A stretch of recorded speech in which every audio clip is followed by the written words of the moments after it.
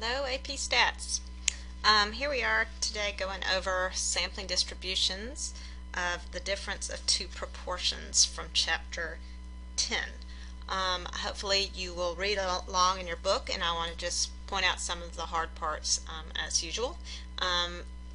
First of all, I want to remind you here we have the sampling distribution of p hat that we learned about in Chapter 9, the distribution of sample proportions. So remember, this approximately normal distribution that we can see here is all the possible values of some sample proportion of a given sample size n, and how probable it is to get those different variables.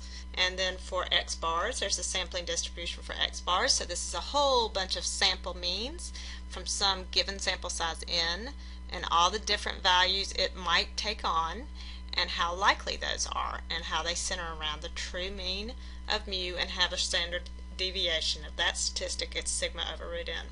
So what we're looking at now is if we have two means or two proportions. So this first example that came from your book said that they wanted to explore a sampling distribution of the difference between two proportions, and they have two proportions that they know already. At school 1, 70% of the students did their homework last night.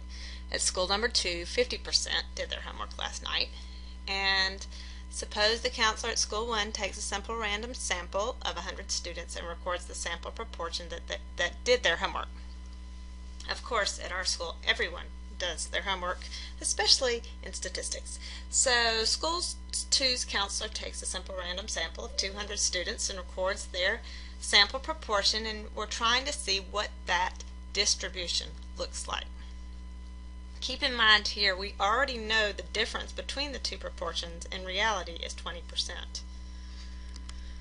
So here, this was simulated using Fathom, and the approximate A is the approximate sampling distribution just from school 1 of a sample of 100 and what that looks like. And notice it's approximately normal. NP times NQ were greater than 10, so of course it would have that approximate normal shape. The center was centered on the true proportion, which was 70%, and the spread did come out to be 0.045 or so, which is PQ over N square rooted. So same thing in B for the proportion of the second school, approximately normal. And so see what happens when we subtract the two. The difference also is approximately normal. And we really know that already from earlier in our chapters. We studied how if you have two proportions, their difference will also have that same shape. And as well, they'll center on that true mean of 0.2 here, but their spread, the difference in two variables. What did we find out about variance and standard deviation when we were subtracting two p hats in this case? And what is actually happening is we know that if we're subtracting two random variables, what we actually do is add their variances. So if we bring these back to variance, PQ over N back to variance, get rid of that square root, and then we add them, and then we square root it again to bring it back to standard deviation, that's where P1 Q1 over N1 plus P2 Q2 over N2 square rooted, how that becomes the new standard deviation when you have the difference between two proportions. And then similarly, we'll talk about this later, but that's going to happen as well when we're subtracting two means. It's going to center on the true difference, and the standard deviation is going to become the sum of the variances. So down in your notes, it talks about, I'm going to go back here, what's the center and the spread and the shape.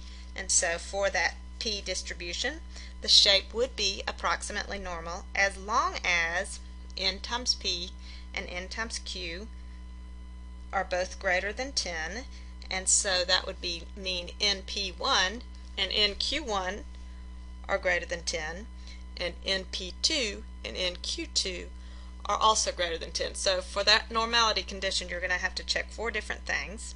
The center is going to be the mean, P1 minus P2, the true proportion subtracted, and the spread will be P1 Q1 over N and P2 Q2 over N2 square rooted, as long as the 10% or independence condition is met. So if you're sampling without replacement, make sure that is checked before you're allowed to use that standard deviation formula. It depends on that. So for mean, the new shape is going to be approximately normal, and only if the two populations were normal from the beginning, or we can use the central limit theorem if both sample sizes were large, meaning we use greater than 30 as kind of a ballpark figure for that. So here are all our conditions for Z procedures for proportions. Notice for the random condition, either the data are produced by a random sample of size N1 from population 1 and another random sample of N2 from population 2, so you should have 2 separate samples that are randomly produced, or if you have a randomized experiment, so you have 2 groups that are randomly put into treatment. So make sure you specify as to which kind of randomization has happened. There's your check for normal. Success and failures for each sample have to be greater than 10, and your independence. And notice there's 2 checks for independence. The samples or groups themselves have to be independent of each other, as well as the individual observations have to be independent within one sample, which would be the 10% rule.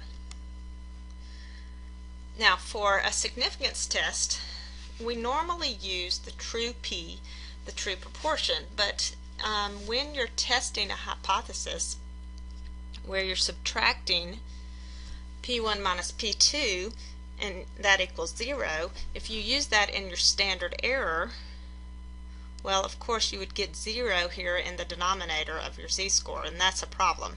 So instead we use what's called either the pooled or combined sample proportion. And this should make sense to you if you think about it. If we're trying to find the true proportion, the true difference in proportion of women and men who vote for a particular presidential candidate, and say we find 600 over 800 women voted for some particular presidential candidate, and say, just to keep the numbers easy, 500 over 800 in this particular area vote for some presidential candidate. And these are sample proportions. So it would make sense that our true proportion, using this count of if men and women are not, it doesn't make a difference which, then if we add the total number of successes up here at the top, meaning 1100, over the total of everybody in the sample, 1600, that should be your true proportion of people voting for this particular presidential candidate. So this is what we call our P hat of Z, see it right there, or our pooled or combined proportion. And so that's what we're going to use when we're finding the z-score for the test statistic in a z-test for 2 proportions. So on top we still have our statistic, P hat 1 minus P hat 2, minus our parameter, but notice our parameter is just 0 because our parameter, if there's no difference in these 2 proportions, we're going to hope that this will be 0. Over, we have the standard deviation here, but instead of our true P, which would be 0, we use our combined proportions. That's one of the biggest differences in this type of test. For a confidence interval, remember we're going to use P hats because we do not know the true proportions. We're trying to estimate them using a confidence interval. So it's the statistic, P hat 1 minus P hat 2, plus or minus your critical value, which again comes from your level, 95%, 99, etc., times the standard error using your p hat 1, your q hat 1, your p hat 2, and q hat 2 to estimate. This would be called, the name for this is a 2-sample z-interval, and we'll be able to do those on our calculator as well. So our first problem here, I want you to give this a try to describe the sampling distribution and run the test just like we have been doing, and then on the next video I will do it along and you can check and see how you did. So give it a try first on your own.